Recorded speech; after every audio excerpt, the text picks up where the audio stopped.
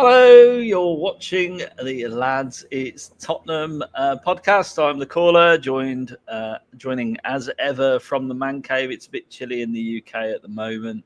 Hope you're all keeping warm. Hope your fingers are warm, ready to hit that like button and subscribe along the way. I'm joined by three special guests this evening. It's an exciting lineup. First of all, joining me, the ever-receding HG. How are you, sir? The ever receding. Well, it came up before the show, didn't it? So I thought, I'll just make. I guess, yeah. Well, F you too. It's. I can't remember the question. I'm doing all right. It's good to be on the show again. I'm looking forward to the game on next Thursday. Apparently, there's one before that, but the one on Thursday. Can we talk about that? Yeah, we're not talking about that one. You have to save that for Monday. And Dave, all the way from Australia. I mean, as if it wasn't enough to have one Dave Harris in the screens tonight, I've got two. But elder, senior citizen Dave, how are you from Australia, where it's considerably warmer than the UK? Yeah, Southern Hemisphere, David Harris, reporting in for duty. And it's 29, 30 degrees this weekend. Sorry about that. So I'm in my 1981 retro shirt with whatever brand logo branding thing that we ever had at the time. And I'm looking forward to this chat and hearing the dulcet tones of everyone, but in particular, the Northern Hemisphere, David Harris. Oh, good. Irish Hotspur.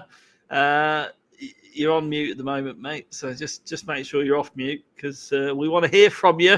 It's been a while. I think it's first time on the newly rebranded channel, I think, isn't it, mate?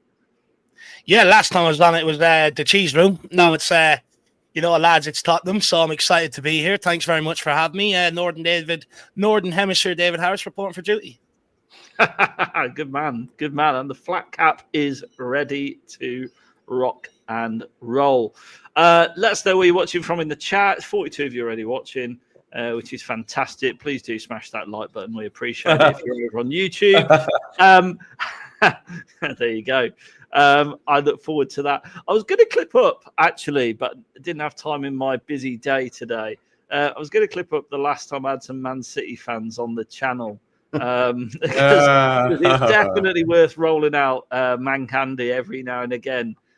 Maybe I'll just do an impression when it's near the time. But hang on a second, Cordy. You do realize that sounds like Man Candy, which is not what he was at all.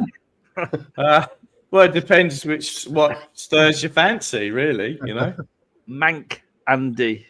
Yeah. Still racist, HG? Still got a thing against oil people? Obviously, I'm still racist for recognising where their club's money comes from. Got to. Yeah. I might tweet it out. A long time ago. I know. I'm going to go searching in the Cheese Room archives and clip it up and put it out there for all to see. Again, I think it's always worth a laugh. But Man City away, we should be pretty confident with this. We are their bogey team, I think. Irish, how are you feeling about this game? Are you looking forward to watching us take on the Citizens? Do you know what? I'm actually nervous heading into this game. When I look at it, I know we've got good omens against Man City. The stats will tell you that we've won more against Pep Guardiola than any other side, and also we've scored more goals against Pep Guardiola than any other side. So we are their bogey team, and if we win, I will start believing a lot more in that sort of superstition.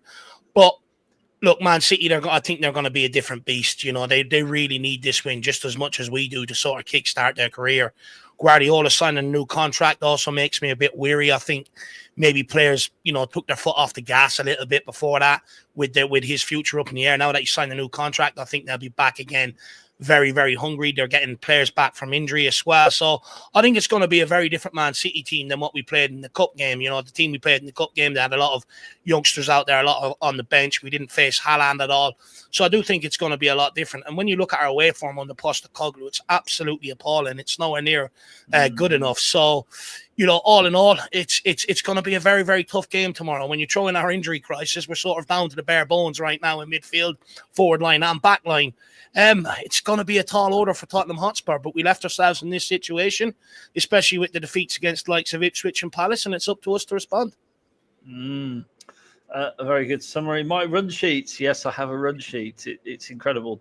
DaveO's back on the show and I have a run sheet. We've each conceded 13 goals this season. City have had 5 more shots on target. And in 153 games, previous meetings, City have won 61 of them, Spurs 59. But that, of course, the modern era is a little bit more skewed than that, probably. HG, walk in the park, innit? You know, as Irish has said, we win more against Pep than any other manager. I mean, I don't really know what the big hype is about. We said walk in the park. That's why I put on Sky Blue this evening. Yeah, I mean, I never expect anything from Spurs in these type of games because we don't go to we don't go to big teams and beat them, really. I mean, we did it once to City, and then once in the Cup. It was in the Champions League. That was, what, 5 years ago? Do you know what I mean? Like, we have this idea that we've got this really good record there, but that just means we fluke a couple of draws once in a while.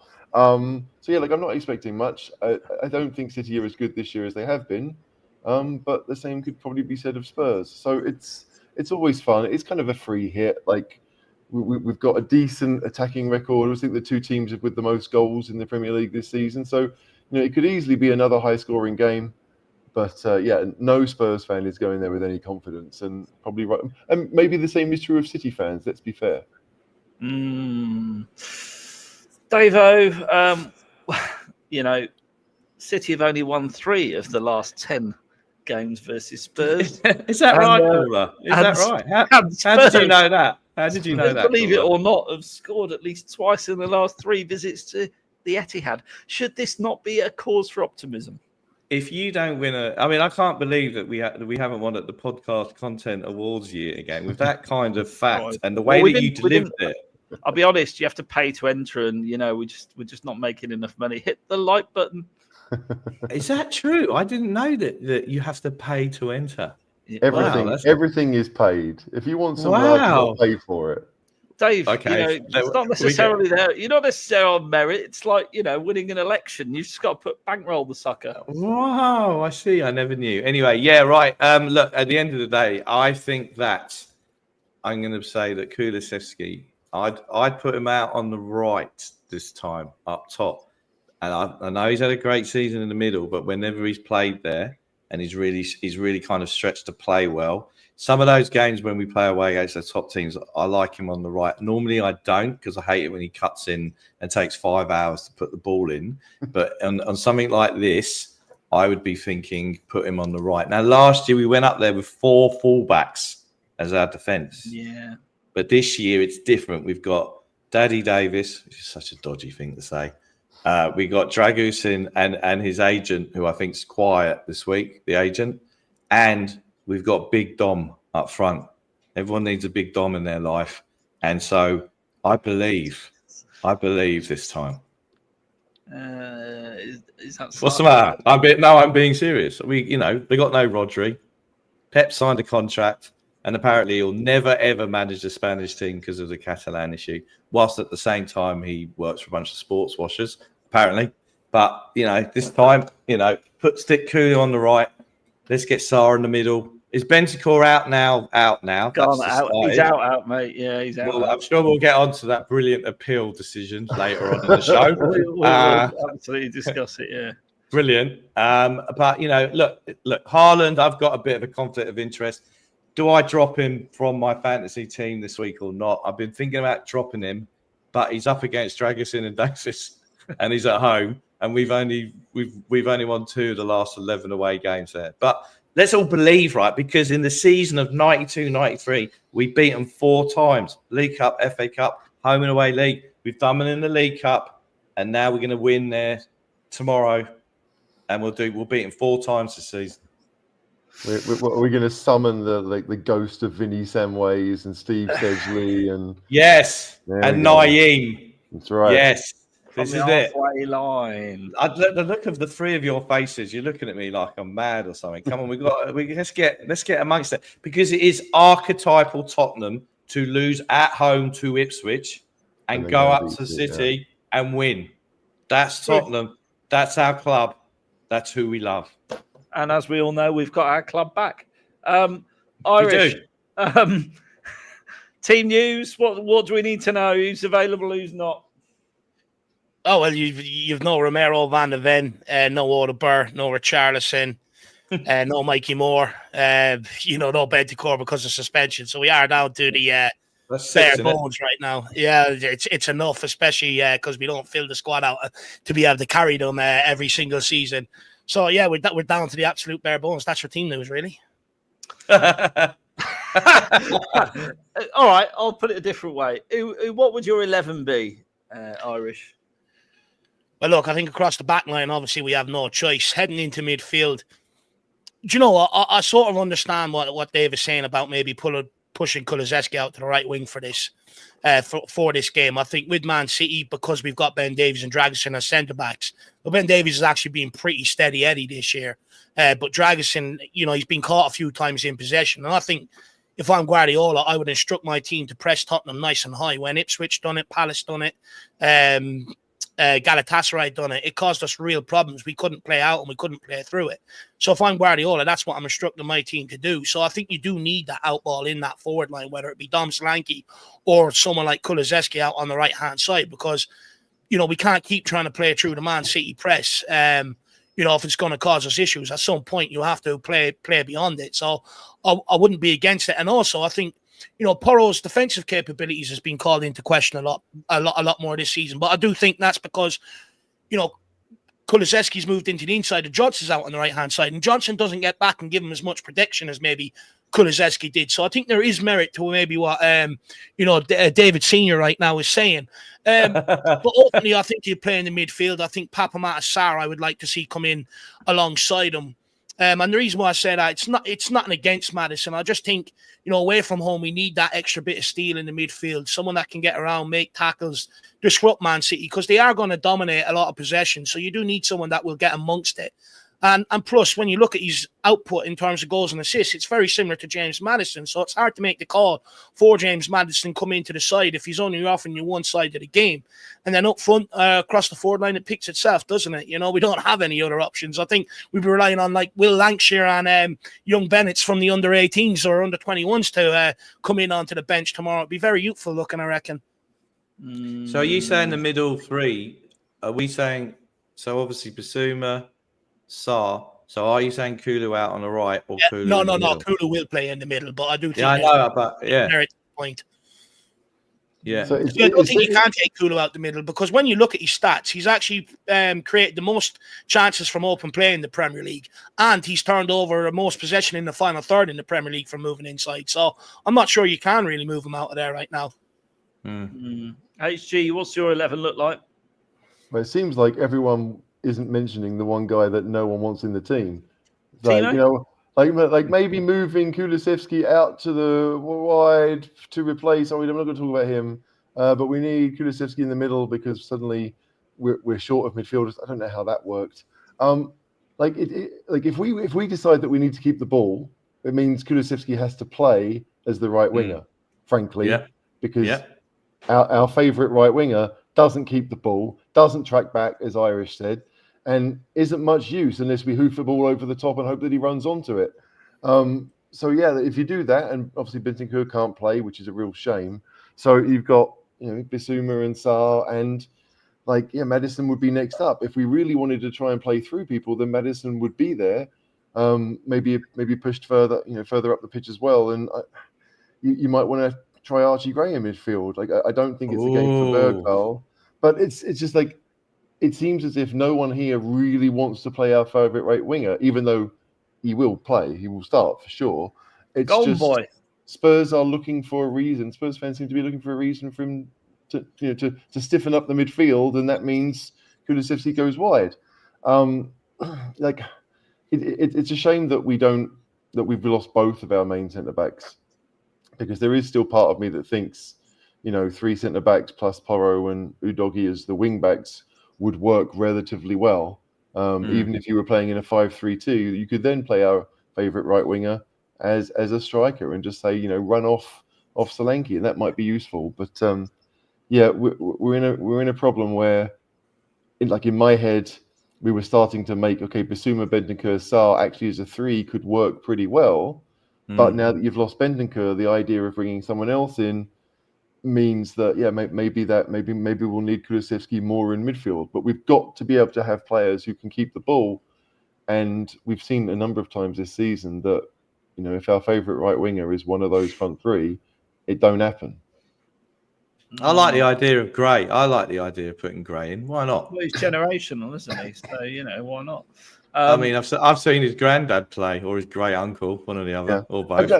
Like the thing is, it's not a great game to put Archie Gray in. Again, people forget how stupidly young these players are, right? Like they're 18 years old, and we're asking them to come in and not just do a job, but to play quite well. And Sarr, when he was 18, was playing, for a relegation threatened side in France. Like Maddison at 18 was nowhere near the level that he's been playing at for the last 5-6 years. It's a tough thing to do, and so. Like in my eyes, you're looking like I would be looking to try and rejig the formation a little bit, but we know that Ange won't do that. He really believes that the best chance we have of winning is to attack. And I mean, again, that may well be right. Considering we can't defend. I'll give you this question. So do you think he'll still play the high press all game or change it up? Well, he's not going to admit to changing it. Like we may not be able to play the high press all game. But we can always just say, well, that's City are just too good, blah blah blah. But he's never going to say, oh yeah, I deliberately told everyone to sit back and play on the counter. So yeah, I don't think I expect it. I just think City. But that's what we did at home, wasn't it, in the League Cup, really? Yeah, but again, it's a slightly different animal because we knew we weren't playing Man City's best side, and kind of at home, we didn't have too many injury issues that night. I think that most teams, if they're in the situation that Spurs are in, would go there and try to play on the counter, and Spurs won't do that. And there is a good argument, really, that the only chance Spurs have a chance of getting anything is by trying to score lots of goals. That's what happened last year. We knew we didn't have a great defence, but we still scored 3 and managed to come away with a point. So it's a tough one because although instinctively I want Ange to change things a little bit, if everyone was fit, I would be screaming for him to do that. But now we don't really have many options. I think, Johnson has to go out there and prove himself because if the four of us are sitting here thinking we don't really want him playing, that's a problem for him. And he needs to show that he can do more than just finish other people's work. Well, in my eyes, it would be the case of, we have Johnson on the bench and Maddison on the bench. And then the last 15 minutes where the game's a bit tired and things like that. We're 3-0 down, yeah. When we're 3-1 up, and we're bringing them on to just kind of really stretch them a bit more with that pace. And it might be an easy game for Dragusin. Now you can clip this up because this is going to be famous last words. Because if City have got more of the possession, and that means we've got less possession, he's better when we're playing against teams who've got more of the possession because he's not very good on the ball. But if anyone tells me that Davinson Sanchez is a better player than him, then they're talking nonsense. Can I just bring in this comment here, right? This idea of playing Spence because he's got the pace. Again, if you wanted to go the 3 centre-back way, you could have Davies as the left, you could have Dragusin as the middle, and you could have Spence as a right centre-back. He's got the pace. You wouldn't need him to do too much, but because he's able to cover that right-hand side in the way that Davies would cover the left, it would allow Porro to get further forward where, again, people have complained about his defensive skills, but we know he can cross a ball. We know he can, shoot from distance. It might be a better thing for Porro to get further up the pitch and stay wide. So again, there are options for Ange. It's not like any of us expect this to happen, and it would completely deviate from what his normal plan is. But that's not a bad situation to me. If you want to do that, and you said, right, Dragusin, Spence, you're up against Haaland, and everyone, do you know what I mean? And you make sure that he's not on the end of anything, and our midfield is there to stop the bullets. Yeah, it might not be pretty, but it could be effective. So, do you think psychologically, the four of us have all suggested and made done some lateral thinking about how we do things a little bit differently for this particular game? But it's a little bit, and I don't like to use the word depressing, but by the fact that at the end of the day, he's just going to do the same thing every time. Yeah. And that's a weakness. That's right, Paddy. Well, it is a weakness, and it's, what I've been bemoaning most of Ange's tenure, to be honest, is there doesn't appear to be a plan B. But I suppose I was a little bit enthused when we played City at home, not because we won, but but because we did show there was a bit of a plan B, and we did go quite defensive and counter. So never rule anything out. But Irish, I wanted to ask you when it was up in conversation, Voldemort, he who shall not be named, on the right wing. What's your view on the Boyd Johnson? And do you think he's got better since I had a word with his dad? Look, Brennan Johnson. Look, I've been hugely critical of him. I think he's more of an inside forward than what he is a winger, and inside forwards, traditionally to get on the end of moves and finish off other people's work, as HG brilliantly put it. But, when it comes to games where we come up against teams that are low block, sit bodies behind the ball, he needs to bring something else to his game. He needs to bring a bit of trickery to be able to beat his man. He has to learn to be able to cross a ball. And until he does that, he's not going to be the answer for Tottenham on that side, consistently down that right-hand side. So I think he's been a bit hit and miss since his arrival. And I think there is serious flaws in his game that he really needs to work on, despite him going on that scoring streak. Like you've seen against Ipswich, if people don't provide him of any chances, what does he actually provide Tottenham? What does he actually do? He doesn't. And he won't even work back half the time to help out Pedro Porro. The amount of times, the ball comes in from the left-hand side and Pedro Porro has to run in, take the runner on the inside. And Johnson's just standing there looking at a guy free. It's not good enough for me. Look, I think he's definitely improved on last season, but I think there's still a long way to go yet. And just on the Ange Postecoglou thing, just quickly, when you were talking maybe about switching to a back three, I don't know. I think a lot of the skepticism around, not the skepticism, but I think a lot made out of the defensive structure is blown out of proportion. I think it's actually very simply fixed. When we had Pochettino, Danny Rose and Trippier used to go very high up the pitch, leaving Toby Alderweireld and Jan Vertonghen exposed. But the difference is we had Wanyama sitting in there. He used to almost sit back in between the defenders to make a back three. So anything that came out wide, they just went out and snuffed it out. But and he gave them a lot of protection. The problem is what we have is we don't have a specialized number 6 that is a defensive mind that reads that game. We've got someone like a Bentancur and Basuma who are more number 8s that affect the game going forward, that we're asking to do the defensive side. And I think that's where our problem lies, to be brutally honest. I think it's blown out of proportion that we have to switch to a back 3 and all that sort of jazz. Pochettino had a simple solution. Wanyama, number 6, specialist CDM, solve the problem. Well, you bounce that about because I've got a beer problem and it's empty. So, bounce that about. That's a good point. Well, I think at the end of the day, I still think we're paying the price of the fact that, I didn't have a problem with Højbjerg and Skip being moved on in the summer, okay? But I did have a problem with us not getting in an experienced, ready-to-go number 6. Right now, I know they don't fall off trees, but we should have found someone to do that job, right? Even on a loan. But I think that at the end of, I agree. You had Dyer and then Wanyama, who when you had Walker, Rose, and all the rest of them bombing up the pitch, and then could do that mopping up, and that's protected Toby and Jan, and I think that's absolutely correct. But the thing is that at the moment with Ange, we want him to tweak it, and he won't tweak it, and is that going to be a permanent problem? Do you know what? Look, I think ultimately it could cost his job if the players don't really believe in what he's asking. There was reports from the Football Insider saying that maybe he's losing some of the dressing room. And look, ultimately you've got to work with what you want. Work with what you've got. But how many other managers have we said that about previous, where they were left short and the deficiencies ultimately end up costing their job? Conte, Jose, Nuno to a large degree. All managers that have left Tottenham and gone on to do well wherever they've been since. So like. When Liverpool were in this situation, when they had Jurgen Klopp, and they were in a similar situation where they were inconsistent, there were high-scoring games, conceding a lot of goals, but scoring a lot of goals. The conversation wasn't sack Jurgen Klopp. The conversation was, what can we do to help Jurgen Klopp? They went out and spent, I think, 100-odd million on Alisson and Van Dijk in a January transfer window, immediately solved their problems. And look at the stability and the success it ultimately ended up going to bring them. And I think that's just, where we're at now. Can't keep going to a manager, it doesn't matter, you're with your whatever way you want to play. You've got to make it work to a certain degree. But also, there has to be about time where people put the pressure on the board to really help these guys. Really help them. Like, we could sit here and say Ange was back to a large degree. He spent 400 million under him, but you take out the Kulusevski and Porro money that was spent, on the previous managers that had to come out of the budget underneath him. You take out all the youngsters like Felice, Bergvall, Gray, Udeberg, people like that we've signed.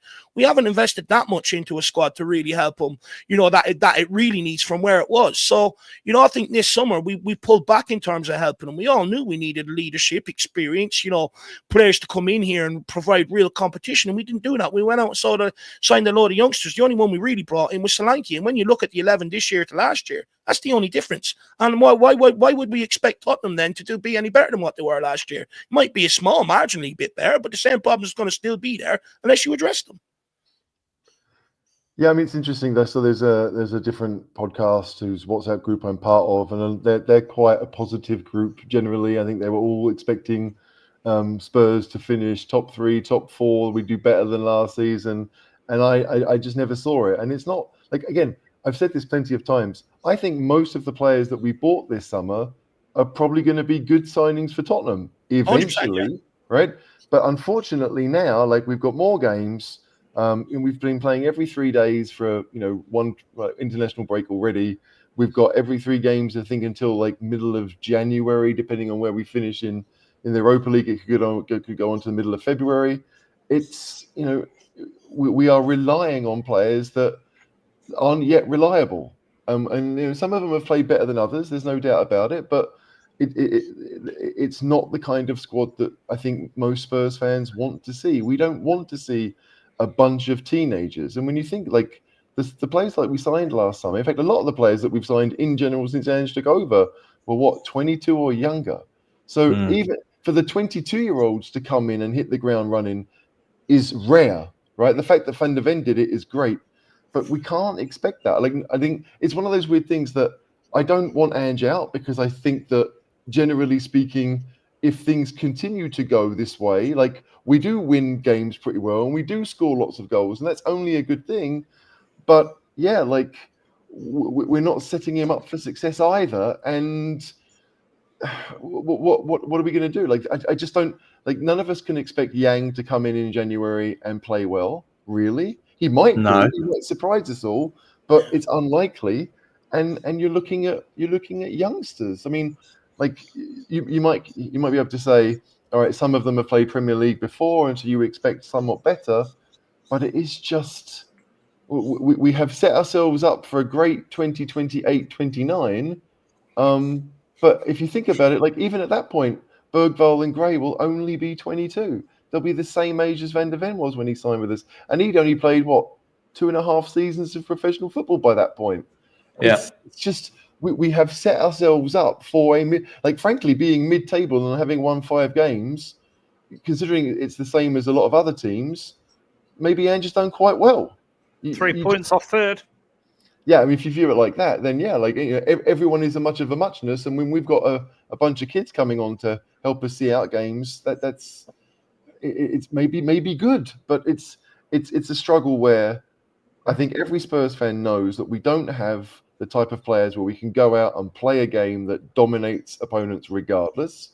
And so we need a manager that, even though he might want to do that, can understand that sometimes that's just not feasible, and that maybe the best way to get something from a game is to go there and play for a 0-0.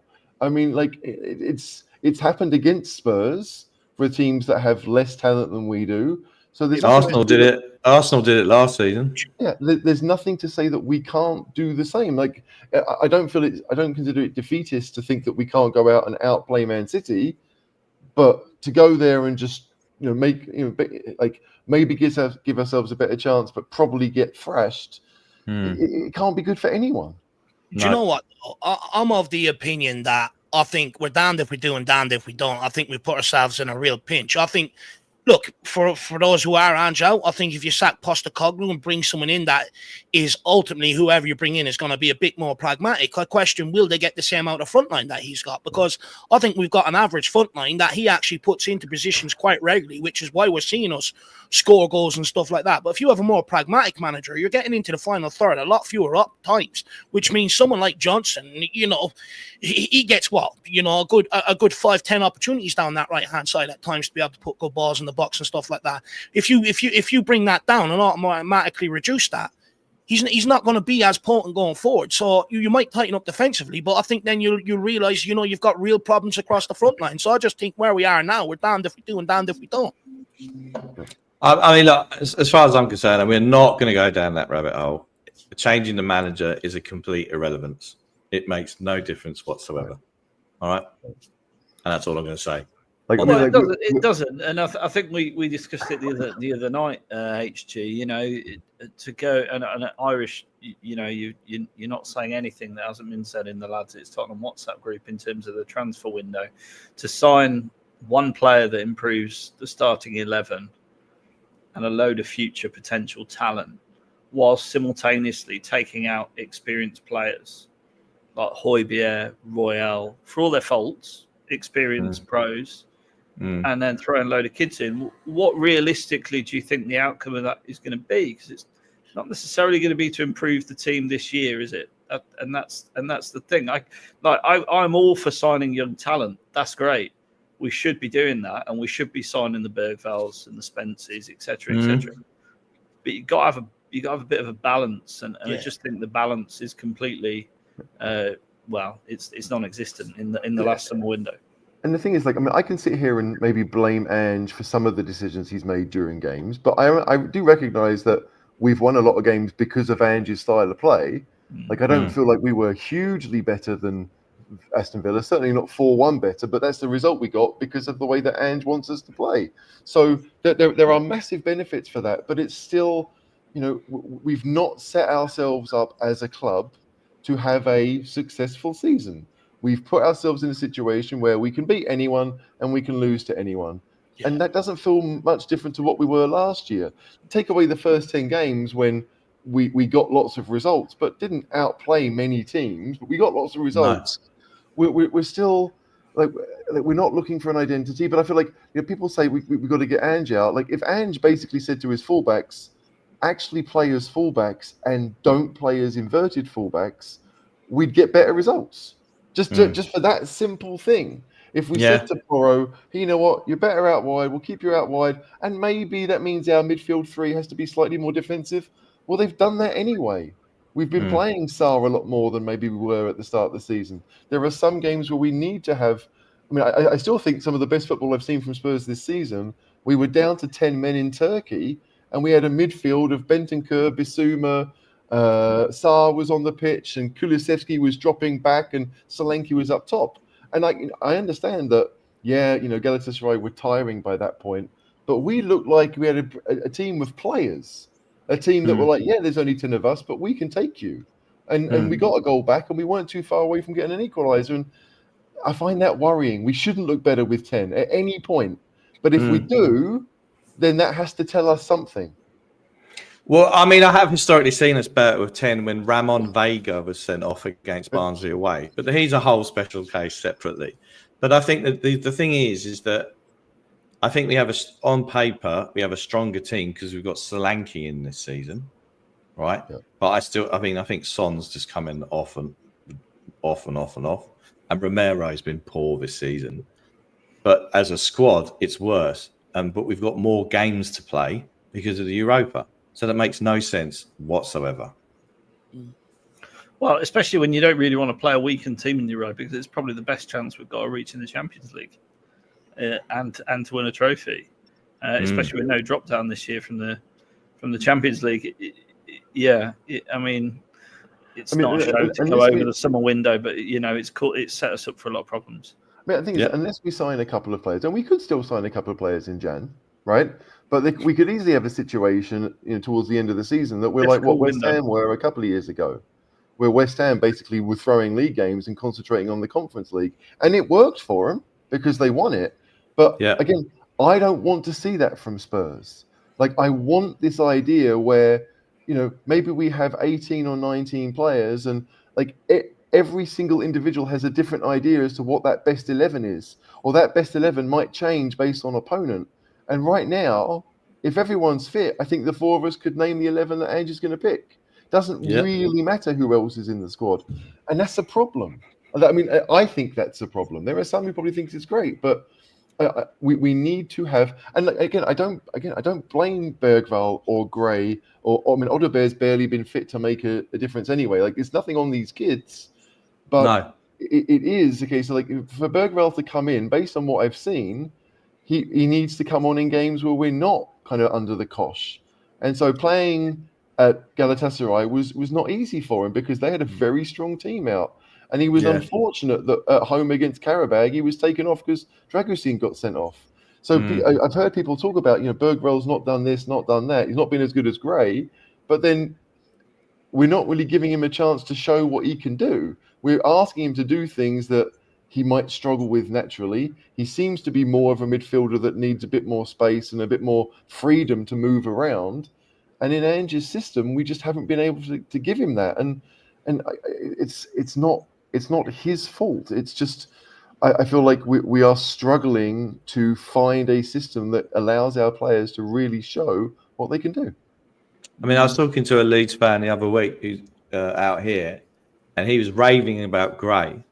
And I said, well, what's his best position? And he said his best position is a number 8, right? We have got a truckload of 8s and 10s. He played right back most of the season for him. So how does he know that? I believe his credentials as a Leeds fan and the amount of Leeds games. Was there no cross-examination, Dave? There was, but no cross-subsidisation? There was no cross-subsidisation with the hotel and the bowling alley. No. However, I believed him when he said it. And, I think, but they've got Joe Rodon now, who, as we all know, is the greatest centre-back in Europe. I mean, but I think it's okay. Like I personally think that Pap Sarr's best position is going to be as a 6. I genuinely think that as much as he's got the legs that he's got and he can get up and down the pitch, I don't necessarily trust him to do much when he's further up the pitch. So he's basically your kind of Ramirez type player, the old Chelsea player who was there but would sometimes play as a winger, sometimes play in midfield.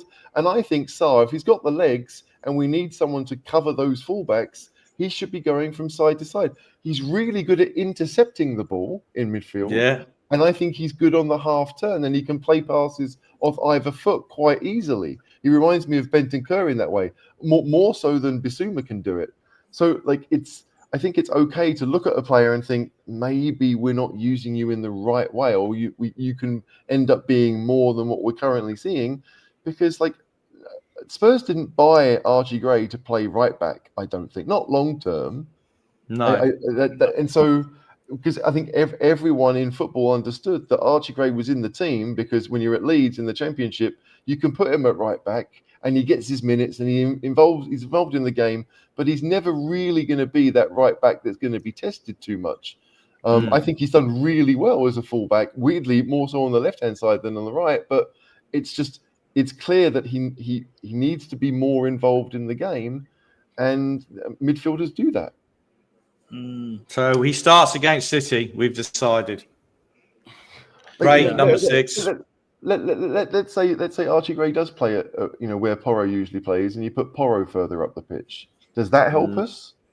No, I'd still have Gray at 6 and Sarr and Bissouma. That's what my midfield would be. Just on managers, trying to find, solutions with what they currently have as well. I think when you look at the managers that we've hired, people had the same criticisms of Jose and Conte. Too stubborn, won't change the formation, too rigid, etc., etc. We're hiring managers with egos. I don't think they're coming here to make quick fixes for Tottenham. If the chairman doesn't give them what they want, then this is what you're going to get. They're not going to pull players from different positions and try them here and there to fix the problems, because then come the transfer windows, if they can't get what they want when it's glaringly obvious, once they start finding solutions, he's going to pull the plug even more and he's not going to get them the solution. So I think, managers are at a point at Tottenham where it's like they'll just keep it going until it's glaringly obvious, until hopefully they keep themselves in the job to the transfer window and Daniel Levy sorts it.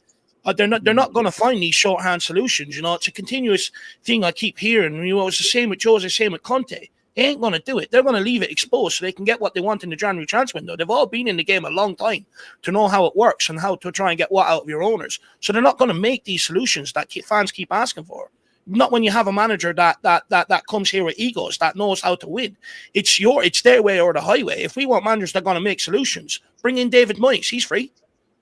I mean, it's interesting to think that like Spurs' best player this season, in my opinion, has been Kulusevski, who in effect has changed position and become like the best 8 that we have. Certainly on an attacking sense, he's moved positions, and there was no sign of Ange doing that last year when he could have done that. He played him a couple of times last year in midfield and up front. Yeah, but he played everywhere because people got injured, not because Ange was like, you know what, that's a good idea, I want to do it. Kulusevski doesn't get injured, and so he plays pretty much every game, and he'll play wherever he's asked. He's a great player, but it's weird to think that this year it's only suddenly that, you know, we were asking about him maybe going to play on the right-hand side again, and was he done that at all this season? I don't really remember it. Maybe when we were down to 10, he might have played out there a bit, but we haven't really seen him play right wing this year. Whereas last year, that was, if he was going to play, that's where he played. And you know what? If an offer had come in for him in the summer, I'd have been quite cheerful enough to get rid of him, right? But now he's another number 8, but probably our best number 8 now. And the good news is for Daniel is that he didn't have to spend any more money on a number 8 because it's like a new signing. We've got a new signing in Kulusevski. And that's good news for the hotel. I want to ask this question. Sorry. I want to ask this question. No, it's fine. Because it's come in. And I think it's right that we just discuss, you know, the future of Ange. For this team, he should be getting more out of the team. Plus, he spent 300 million plus. So what will it take to change the manager? Pretty sure a bad result at City won't make that change. But I suppose the question is, when does Ange get sacked? Irish, what's your thoughts? How stable is Ange's position right now? Look, I think he's under a lot of pressure right now. And if the attention starts turning to the chairman anytime soon, that's usually when he ends up pulling the trigger. He done it under Conte, Jose, and Nuno. As soon as the pressure sort of comes off them and people start asking questions of other things going on at Tottenham and stuff like that, he usually pulls the trigger. So the fans are pretty restless right now. I don't think he'll get sacked after the Man City game. I think Fulham and Bournemouth, if we don't win both of them, I think it could be on the cards. But what I will say to that comment is, though, I see it banded around a lot. We spent 300 million, 400 million plus on Postecoglou. But has all that money gone directly into helping him and his squad? It hasn't. You know, people aren't taking out the Kulusevski and the Porro finances that were secured underneath Antonio Conte. There's already nearly 100 million straight off that. Then you take off Lee, Zuderberg, Ray, Bergvall, people like that, Voskovic, Phillips. There's already nearly another 100 million gone off that. So outside of that, technically, not all that money has gone in to improve the first team. So I'm hesitant to jump on that we spent 300 million plus, because what have we spent it on? HG? I'm counting how many times Kulusevski played in midfield last season since I got called out on it in the comments. I'll ask DaveO then. DaveO, how long's he got? First of all, toxic headshot. That's a great question, but you need to update your logo thing. You got, come on. We spent a lot of money on the branding logo this week, and you know it's a good logo. It's a good logo brand, but you're out of date. I didn't even know we had 25 brand logos over the next. Look at that, toxic. Come on, we spent a lot of money on it. You need to change it.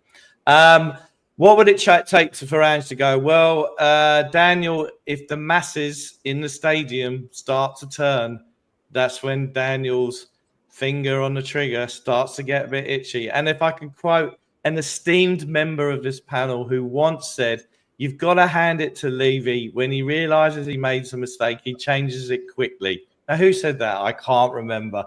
No, try again. And the other, and he doesn't have my name either. There we go. So I think for Ange, look, what I like about Ange is that he bites back, right? And that's a bit of a trait down here, that if someone has a go at you, you kind of have a go back. That's why I like living here. And so that's the first thing. I think very good. Very good. So I think at the end of the day, if the stadium starts to get into open revolt against Ange, that's when he's going to get trigger happy. And for me, if that happens, then we'll see the third return of Ryan Mason to the bench. He's on the bench now, but first team coach. That's what it is with Levy. If the mainstream, if the mainstream media, and then there's more of an open revolt in the stadium, not just the South Stand, that's when we know that Daniel will get on the trigger. But who would he get in? I don't know. So back to the original point, it's irrelevant changing the manager. Irrelevant, right? Yeah, so but I would like Ange to was- get to. the Yeah, but question well, what was would it not take? that, was it? Yeah, was, but the question is, what would it take? So what would take is that we end up we're losing a few more games. Look, our home form has been obviously pretty good, apart from the Ipswich debacle. Our away form is absolutely shocking, and he needs to sort that out. But if he starts getting some more defeats at home, then that's a problem. So I think the City League game, the atmosphere in the stadium apparently was amazing that night, and that was on the back of the Palace away defeat where we were shocking. Yeah, so that's what if that stadium turns, and they're not buying the Skywalk tickets and all the rest of it, that's when Daniel's going to pull the trigger. That's what it will take, and that answers your question, I believe. Now, eventually, we got there. Yeah. HG, now you've proved your point about Kulisevsky. I did see that. What do you think? And let us know in the chat what you think. Just a brief summary. How long do you think Ange has got? What takes him to get the sack? HG. I don't see anything happening until towards March, April, and that would be the earliest. Do you think maybe when he's got to a cup final a couple of days before would be a good time? Are we about to re-announce the Super League as well? I just if he gets to a cup final, there will be some that say he needs to stay, but it wasn't enough for Jose. Jose was going to go anyway. The fact that he went when he went was ridiculous, but he would have gone at the end of the season, win or lose that cup. So I just think that with Ange, there is a lot of people saying, well, the only reason to keep him is because who else is there? Who are we going to get in? And as we've talked about, it's not as if we have a squad of people that are just underperforming. We just have a squad that isn't ready. That someone's not going to come in and say is going to turn our 18-year-old, 19-year-olds into world beaters. It won't happen, no matter who it is. So Ange will get time. I mean, Dave is right that the Spurs fans will get upset if we're, mid-table and it's March time and everything just looks like it's not going to happen and we need to go on a massive run towards the end of the season to even get European football. But I suspect that Spurs will be there or thereabouts for most of the season, and so Ange will keep in a job and it'll be decided afterwards. But I don't expect Ange to go before the end of the season. No, I don't see it. If we're deep in the cup competitions, one or two, and we're kind of mid-table-ish. I mean, that is proper old school Tottenham. When we do well in the You'll cups, be happy, won't you? Well, Oasis are reforming. We're back to there being we go. shit in the league and winning cups. You'll be yeah, exactly. It's proper old school Tottenham. Shit in the league, play exciting football from time to time, and win a cup. Happy days. Dave, look, as someone once famous said, we've got our Tottenham back. So, can I ask a question? Do we all think that we're going to beat Man United in the quarterfinals of the League Cup? Now we've got 50-50 game. Depends on injuries and availability. So and Amarin. Yeah, there's a lot of eggs being put in a not so solid basket. My respect for the League Cup is pretty low. Anyway, I'm not really that bothered about it. Don't get me wrong, I'd love the day out to Wembley. Of course I would. Might even go corporate for that one. But a man of the people. But yeah, absolutely. All the people, not like Steve Diver. But I would rather we win the Europa League and put all the eggs in that particular basket. And I'm pretty sure I'm not on my own on the panel on that. Irish, what do you think of the League Cup? Winning the League Cup, what does that mean to you? Trophy's a trophy. The League Cup has always been around since I've been alive supporting football. I get why, people would prefer the other trophies a lot more, but I wouldn't turn my nose up on it. I think, you got to start somewhere. Anyway. It's the easiest cup to win, I'd argue. Not again. It would. I would say that, but there's a lot of teams that look like they're taking it quite seriously this year, and all the big boys are still left in it, aren't they? And we were 2 minutes away from losing to Coventry. I mean, I love the optimism of Spurs fans saying, we could go on and win it, and I'm like, really though? Considering we almost got beat at Coventry and we did get beat at Palace, and then Ipswich came and beat us. There's no confidence. When Spurs won the cup in '91. we were a decent side on our day, right? Obviously, Yeah. it was on our day, but like I don't remember like crushing defeats against relegation-threatened team that season. Yeah. We still had Gascoigne and Lineker and a team based around those two, if nothing else. It's a weird one. Like I can't. Like I think beating City is something that Spurs would do, and I think that losing to Man United is something that Spurs would do, especially when we're at home. Like that's got 1-1 written all over it, and United beat us on penalties, right? Oh man, that's depressing. No, but this is probably a fair point. We'll probably end up playing Man United in the Europa League, so maybe. Yeah. Oh, but Look, in the cup runs that we've done over the years, we were 1-0 down at Portsmouth, Gaza Magic 2-1. I nearly died because I stood up in the Portsmouth end. But anyway, that's another story, right? Okay. Or not be there at all. We're littered with played shit in some games, and we get to Gaza took us to that final in that year. He dragged that team to the final, right? So we had two great players, two good players, and the rest there, right? So all I'm saying is that this season could be an old school season. Shit in the league, inconsistent. The only cup I turn my nose at, and this is where HG and I probably have a disagreement on, is the Conference League, which I've always called the egg and spoon race of European football. I turn my now. I think I couldn't give a shit. The Euro equivalent of the League Cup, so you can't have it both ways. I appreciate, and you're going to point out to me, one of you two, that if you win the Conference League, hang on, you win the League Cup, you qualify for the Conference League. Yes, I know. So I'm saying yes to the League Cup. Day out at Wembley, watch it in the middle of the night, hug my children. We've done it at last. Yeah. Or the Conference League, we've been a bunch of part-time Romanian window cleaners. Yes, I'm sorry to be offensive, and we've ended up we've ended up in Europa. So I couldn't give a shit about the Conference League. Yes, the League Cup and everything else. So that is contradictory. I mean, I feel like now, like the Conference League has become even easier to win for an English side. Really, they should be winning it. Chelsea should win it with their B team reserves. I mean, like there's like I think like Rapid Vienna are like second or third in the Conference League right now. They've won every game, and they're like I think they're ranked 8th in the entire tournament. And I know how good they're not. So it is a weird thing, but I just want Spurs to go into competitions and play to win. Right, as odd as that sounds, like if it's the Conference League and we're playing a bunch of kids in that and they're going on and winning, then that is good. That's what we want to do. I would never try to throw anything, but yeah, like I certainly wouldn't be calling myself a European champion if I won it, like those idiot spammers did. They love it. They love it. Champions of Europe, you'll never see that. They were singing in the stadium when they were winning 1-0. Yeah, which is odd considering how many European trophies have Spurs won in there. I mean, it's just but they're all idiots on there. It's like Leicester. If you're talking about a day out at Wembley, I mean, West Ham had 3 days in Prague, won the Conference League, and went home.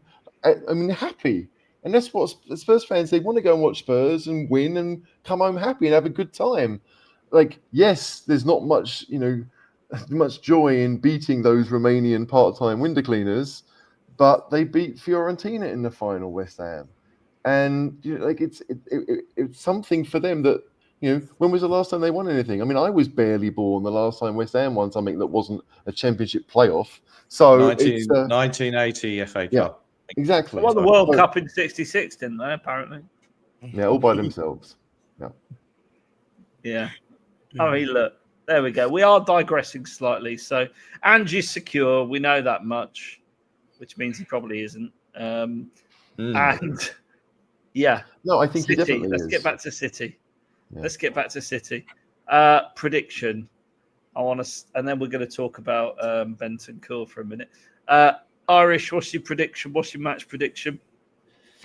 Do you know what? I never like betting against Tottenham. It's just more a pride thing than anything else. So I'm going to say 2-1 Tottenham, but I do not believe in it whatsoever. I actually do feel worse heading to this game tomorrow. Look, I think we're going into the Lions then. It's an uphill battle for us, but sometimes when life gives you lemons, you got to turn it into lemonade. So hopefully we can do that tomorrow. Oh, that's good. Daddy Dave. Yeah, that's so... dodgy. But Carry on. anyway, we'll go with it. We got Danny Davis, you know. What did you say? 2-1. I'm Well, gonna I go. don't believe in it, but yeah, 2-1. No, I know that, but if you're doing it, I don't believe 2-1. I've got to go something different. I'm gonna go 3-2, and Timo Werner will come on and score the winner, beating 3 men 1-on-1. Clinically puts it away in the bottom corner. Who goes to the Tottenham fans, lifts his shirt, and underneath it is the big new brand, even bigger. Or maybe it's I'm leaving in January. You never know. HG, what do you reckon? Look, the last time we went to Manchester, we beat a bald manager 3-0 who just signed a new contract. So he did. He signed a new contract in the summer, Mr. Ten Hag. No, I wasn't doubting you. I'm just thinking. Yeah. That's me thinking. I was Carry wondering So which ball manager it on was. that basis, where we won 3-0 and the others had a sending off, we will lose 3-0 and have a player sent off. Oh man, you're in a dark place tonight. Have you been listening to Hang on. Let us know your predictions in the chat, by the way, and if they're as optimistic as HG. We've got some. Go on, HG, defend your position. I'm not defending. I'm just saying it depends who the sending off is. If it's our favourite right winger, I might be all right with it. 3-game, lose 3-0, 3-game off for Boris, and yeah, we're on to a winner. Have you been listening to the new Cure album? Then is that explains it? No, I don't have any expectations of Spurs, even though we've got a decent record there. No, it's like if I was going to bet, I would bet on City to win. Mm-hmm. I don't bet. I mean, genuinely, I don't bet on Spurs. I tend to bet against them because I like the idea of maybe getting something out of a bad result. But no, like City, they're not playing well. Yes, we can do X, Y, Z, but I think they'll have enough. So I would probably say 3-1 City if I was genuinely saying about what I think is going to happen. But with Spurs, I guess you do never know. I'd absolutely get Sonny out of team and get Timo in because he bossed it last time against City. He absolutely owned that game until he got injured. Look, the reality of it is, and I don't like being realistic about it. Oh, super chat. There you go. Thanks, Faz. Greetings to the special guest, Dave. Greetings, sir. Greetings, Faz. The younger Harris. I mean, to be fair, I do like his name because 4-1 Spurs. If that's just a random, not for to this game, but a general Spurs are going to win 4-1, then Faz, I want that optimism. Whatever it is, it's Big Angie's username, I reckon. There you go. That's the way he goes into every game, thinking we're going to win 4-1. I think that we're going to lose 4-2. But I think it'll be quite brutal. I mean, look, Davis and Dragoshin at centre back is scary enough. Yeah, but we had Royale and Davis at centre back last year. Yeah. And no striker. No Solanke. Yeah. But and we got. But if Haaland gets sent off and Dragoshin, there's always those things, but but the thing is, I know City have very good players. Clearly, they do, right? But it's not the City of 2 years ago, where they had De Bruyne and Gundogan and Haaland. I don't think, obviously Haaland is not easy to stop, but it does feel that if you do manage to stop him, they are somewhat easier to contain as a team. Now, obviously, Spurs don't contain anyone, so you have to expect that City will score too. But Spurs could go there and do the same. I mean, we got a 2-2 win. The Miller scored all those years ago, and Lucas Moura got a header. Weird things happen when we go to City. So yeah, maybe we'll see Brennan Johnson score from a corner. How long's sorry for random? How long's Kulu got left on his contract? By the way. A long time, I think. I'm pretty sure that Pep's kind of fluttering his eyelashes in that direction. He did mention him at a press conference. Didn't he? I think. Go on. The thing with Kulusevski is that, in theory, we only signed him at the start of last season because he'd been on loan at that point. So it's probably going to be a 5 or 6 year deal from the start of last season. If his half brother's Charlie Kane, it's a 6 year deal. 7, maybe. 8. 8. Yeah, I mean, I'm going to say 4-2 to City. I think we'll get a bit of excitement out of the game. We might go in the lead, and then I think we'll get blown away because the injuries we've got. It's shocking, and with Bentancur missing in the middle of the park, that worries me because he is our best midfielder. I'm sorry, Bissouma fans. I'm sorry, Archie Gray fans. He is our best midfielder by a country mile. Bentancur. Yeah, we're going to miss him a lot. But let's talk about Bentancur. Oh, you don't just you're smooth. While you're all getting your predictions in, because there's 131 people watching, we've had about 4, so that's a piss poor ratio. So if you're watching, I want you to do a couple of things. If you're watching on X, right, which 75 of you are right now, I want you to try, please, if it's not too much trouble, just to head over to our YouTube channel and hit the subscribe and the like button. It'll take you like literally seconds. That would be amazingly helpful. And I want you all, while you're there on YouTube, stick a prediction in the chat because I want to get the feeling of the fan base and understand where people think this is going to end. Obviously, probably badly, but I want to hear some optimism because to counter my pessimism.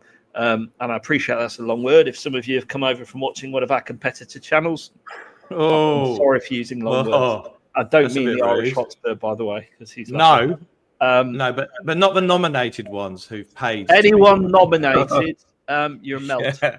Right. Does that mean I can nominate myself next year? You could pay for entry. Yeah, you could pay for the Dave Harris show. Yeah, I'm sure. Right.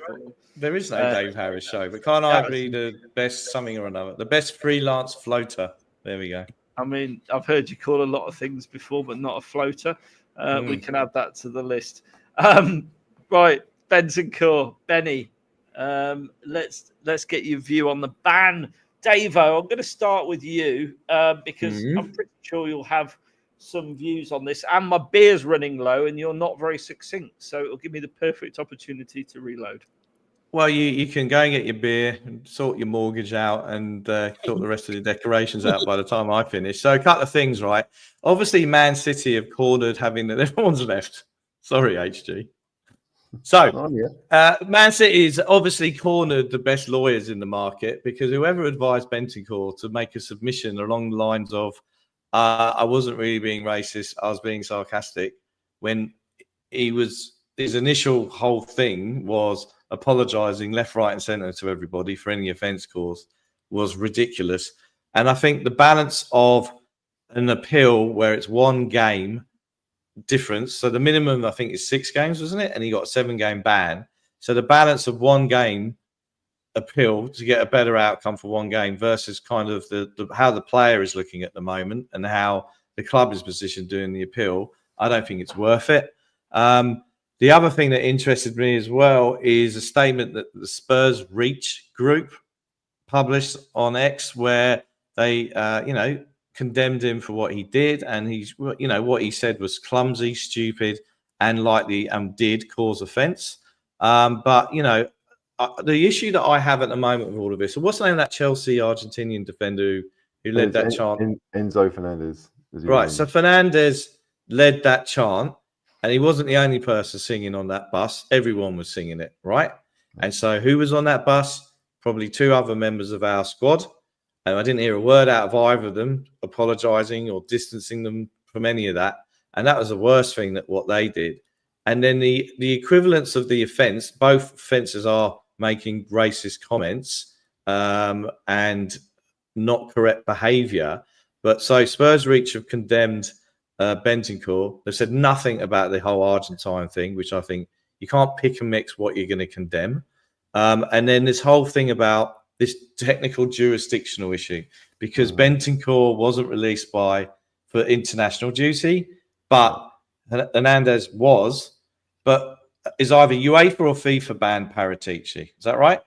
And then they turned around to the Premier League and said, well, you've got to implement that as well. So what they should have done with those Argentinian players in every domestic league they played in is that they should have had a ban, and that should have been implemented as well. So I think that there is a lack of consistency, but that's what you expect from the footballing authorities. So as far as I'm concerned, at the end of the day, he's ill-advised to appeal. The club are ill-advised to support him to appeal. I hope to God that, and I'm sure we won't be doing pre-game warm-ups of his T-shirt, a picture of his face on the T-shirt like Liverpool did with Suarez. So I think it's a mistake. Yeah, I mean, it's one of those weird things that, like, I'm not going to sit here and say that I know exactly what he said. I'm not even really read the translations of what he's supposed to have said and what it meant.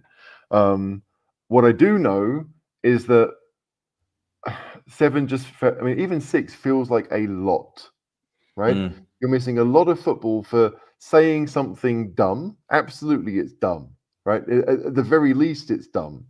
But 7 games? It just feels like a punishment that is far too ridiculous for the actual crime itself. Now, of course, there's no real logic to it because these things don't happen very often. Like, everyone knows the rules about yellow cards. Everyone knows the rules about getting 2 yellow cards or a straight red, and you know what punishment you're going to get. And these things, because they don't happen very often, it's all very much like, whatever you feel like. Like, this has to be the minimum and this could be the maximum. But however you get to that decision is kind of up to you.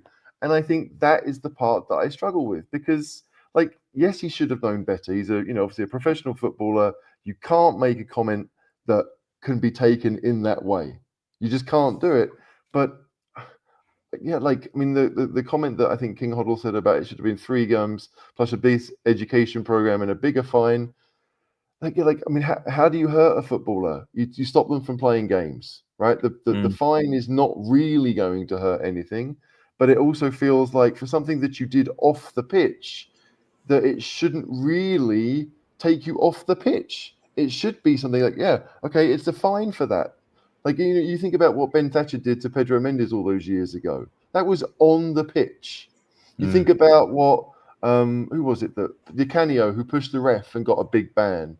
That was on the pitch. What Cantona did at Palace that night in '95, that was on the pitch, right? They were in a football environment. And it just feels like for saying something that admittedly is not right, like they're taking him off the pitch punishes him, but also the people in this case he wasn't representing. He wasn't. I don't know. Like, something about it doesn't seem right to me, and I don't really know what would make it fair. But it just, I mean, 7 games, and why did they wait until now to do it? Right? Like, those 7 games could have been decided in October, and he misses the last 7 games. But now we've got 7 games in a really short span of time. We've got he's going to miss a EFL game. Like, I don't know. It just, why did it need to take so long? This comment was made in what, June? Yeah. And here we are in November talking about a punishment. There's no way it needed to take as long as it has. And those are the things that rankle. Like, no one here accepts racism or thinks it's a good thing. But there have to be, like, there were rumors that other clubs were kind of outraged almost for us about the length of ban. And maybe Spurs have decided that actually to try and set a precedent for everyone, they're going to try and get it down to whatever they can. But it doesn't seem to fit the crime. That I think that's how I would view it. Yeah, it's a bit bizarre. 7 games, when you could bust someone on the pitch in half and get 4. Like, unintentionally, and you'd get that. I mean, that's the thing. Like, the red cards for people that were, it was reckless. Well, you said it was unintentional. Yeah, I mean, I believe a lot of them are unintentional. That red card that Curtis Jones got at Spurs last year, that was, in my opinion, a bit of a joke, but he got 3 games plus for it, and like 3 games plus the 60 minutes that were left in the Spurs game that he got the red card for. It doesn't. It just doesn't work for me. I don't really know how you can figure out a system where it does, but it seems as if there are too many. What's the word I'm thinking of? Like, too many situations where the rules don't apply for various reasons that it can't continue like this. Yeah, I mean, look, for me, it's very strange to ban someone for 7 games for something where I think it's an ignorant comment. I don't necessarily think it's malicious. He's good friends with Sonny. Like, if he was out there to be intentionally racist and get at him, then fair enough. but he's quite clearly not done that. You can see that. Son's like, well, publicly he's like, he's my friend, etc. He would be saying those things if he took massive offence. I don't believe he would. So to me, it's just YOTT. What do you reckon, Irish? Sorry, go on. Look, for me, I have no problem with you do the crime, you do the time. No problem with it whatsoever. They would have had serious training over the last few years, especially in terms of what you can and what you can't say and stuff like that. No problem whatsoever. Where my sort of problem comes in is more with the FA in terms of striking a fair balance. I think you already alluded to it, Dave. The Chelsea player, Enzo Fernandez, still allowed to play games, and I think what he done is far worse. And then also, it's just the history of, not giving Tottenham a fair shake. You even go back to during the pandemic. Arsenal are allowed to cancel a game for the health of their squad, but we weren't allowed to do it, to be able to fit in a European fixture. We end up suffering at the hands of it. You go all the way back down to Lasagna Gate. Players sick, we're not allowed to move the game. If that was any of the other darlings, Arsenal, United, Liverpool, they would have well moved that game. We just do not seem to get a fair shake off the FA, and that's where my problem comes in. It's like anytime they get a chance to jump at Tottenham and punish us for something, they do. And the last thing I have a problem with is, for me, should have been sorted out before the start of the season. I think it actually happened last April, believe it or not. It was an interview that he gave for Uruguayan TV while he was still at Tottenham. He wasn't on international duty at the time, but, it was put out while he was on international duty. So, for me, I just think they've been harsh to Bentancur. I think they should have had it done and dusted. Like, I'm sorry, it's 3-4 old guys on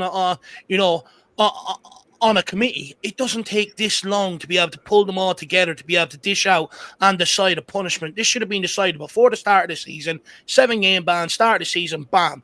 Not in the middle of a massive festive fixture schedule where players are already on their knees, in terms of the amount of fixtures they're asked to play in.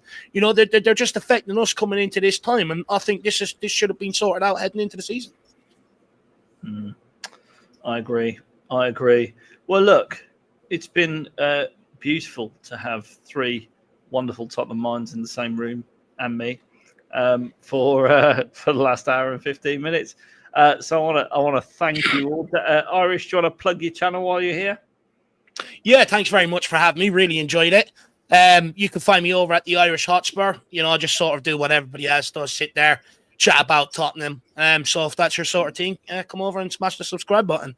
I really apologise, though, to anyone that was tuning in for the big box office, smash Dave versus HG. Sorry that round 2 didn't come, this time. But next time we'll have to find something we disagree on and get it going again. And the funny thing is, I don't even remember what it was. I mean, it's been a while. It was a long time ago. It was. I'll tell you what it was. It was Ndombele. Okay. Right. Now, this was in the sequence of events. We had Mank Andy. Mm-hmm. Yeah. Then the following week we had lovely Wolves Dave, who's still, if he's still lovely, nice. And then after that, you were on Irish, and then we had 3 weeks of a lot of Barneys, a lot of heated debate. What was the Barney? I don't. It was about Ndombele, because you used to call him. What did you call him? Ronald McDombele. Oh yeah, Ronald, something like that. Yeah. Yeah. Had a few nicknames for him. Ndomlardas too. Yeah. Yeah, and I think it was a debate about not trying or trying. That's what the argument was about. That was it. Yeah, that's it. But now look at us all now in peace and harmony. An example to the world. I can't even argue with about Brennan Johnson when everyone knows I can't stand Brennan Johnson, and I call him. I was expecting you to light off on me, because usually, I've had a few debates with you over players, and usually sometimes you're more inclined to take the player's side. So what's changed? Very good. If anyone knows anything about me, like my previous bet noir was Lamella. I hated him. Genuinely hated him. He runs around, can't kick a ball. Brilliant. I'm pining for Lamella. No way. Hang on. I'm clipping that. I tell you. No. Like if all someone does is round off other people's work, that's it, right? Like that is the. Like, at least he's doing the rounding off now. He wasn't doing it before. No, I'm sorry. I mean, I don't know how good the three of you were at football, but I would trust Still am. myself to No. put the ball over the line from 6 yards out when it's put on a plate. I would. Werner can't do that. Yeah. Oh, we haven't tried him on that side. And the reason, I'm not taking that Johnson's worse than Lamella. No way. But that's. I mean, this is like I know he scores goals, and obviously that's the point of the game, and I get that. However, no, he's Jason Dezelle as a winger. I hated Jason Dezelle when he played. Whoa. And it's just he lopes around. He doesn't add anything. He can't hold the ball up. He can't cross the ball. He can't head the ball. All he can do is put it in the net from 5 yards out. Yes, great. Well done. I'm happy that you were there. But as a team game, that is not enough. I'm just going to pull you back and say he scored a couple of goals from edge of the box as well. Including a beautiful one into the bottom corner. He hit the post, I think. Was it Man United from a similar position? You know, he's got a little bit more to his game than that. The goal against Brentford, I liked. That was a quality finish. I will give him all the credit for that. But do I think he's a good footballer? No. Simply so put, no. You genuinely think Lamella is a better? Hang on. You genuinely think Lamella is better than Johnson? I think Lamella offered more to the team than Johnson does, and it's a team game. Oh man, that's a big statement. Put a poll out. I think I might. Yeah, that's a good idea. Never in my wildest dreams did I expect this revelation, HG.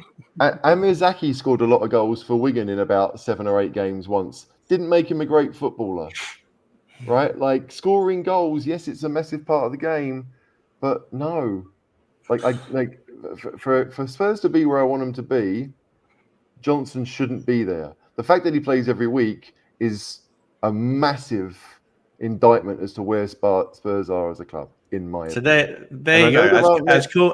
Go on, sorry. So I know that not many share my view, and that's fine. But that is how I feel. Well, I think probably the panel shares your view on that. To be honest, I'm not sure about Lamella, but I think we all agree. No, I'm not sharing the view on Lamella being better than Johnson. No way. No. Kerry's trying to goad me with the Winks conversation, but I'm not indulging.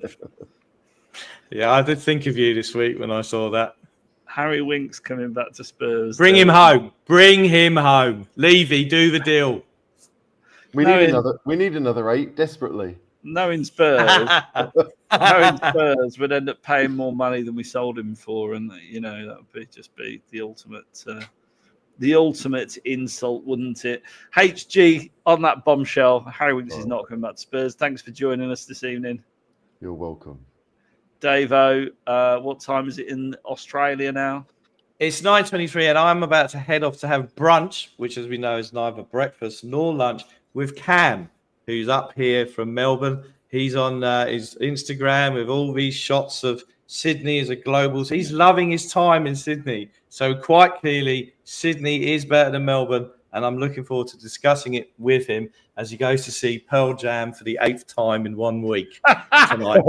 Is that why he's there? Yeah, he's seen them twice in Sydney, once in Melbourne. So he'll be there. He'll probably have lunch and brunch and 30 degrees in his big check shirt, going, "Whoo," as all grunge fans do. It's lovely being back on, and always lovely to see my Northern Hemisphere brother. Which leads us nicely onto Irish. Thanks for joining, mate. No, thanks very much. You know what? It's been a very enjoyable Friday evening. So it takes away from Tottenham struggle, weirdly enough, even though we were talking about Tottenham struggle. So thank you very much. And until next time, we'll be back Monday with a review of the massacre. The game at the Etihad, and looking forward to Roma next week, where we can enjoy some more Europa League football at a very reasonable price. Let's not start ticket price debate now. And in the meantime, come on, you Spurs! Come on, you Spurs! Come on, you Spurs!